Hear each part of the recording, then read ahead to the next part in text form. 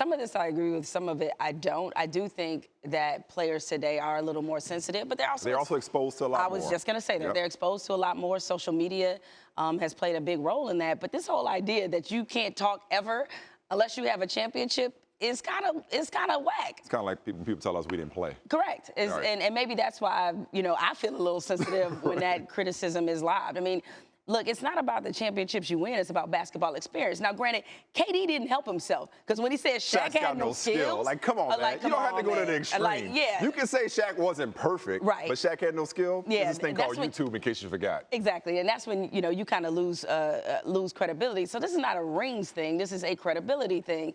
But, yeah, I do think it's a little – that situation with JaVale McGee, and for that matter, all this thinking and analyzing of whether or not Shaq Dang a Fool, his bid on TNT is hurting people's feelings, I thought that was a bit much, okay?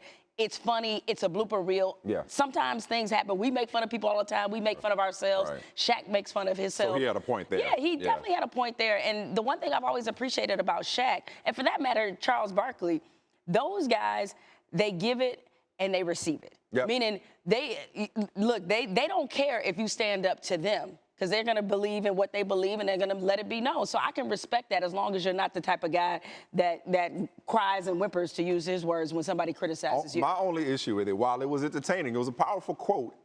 You know me, I can't stand the rings crowd. I can't stand the people who determine the greatness of players based on how many rings or how many more rings they have than the next person. Obviously, Shaq, one of the most dominant, one of the greatest players of all time, takes a backseat to nobody. But he had Kobe.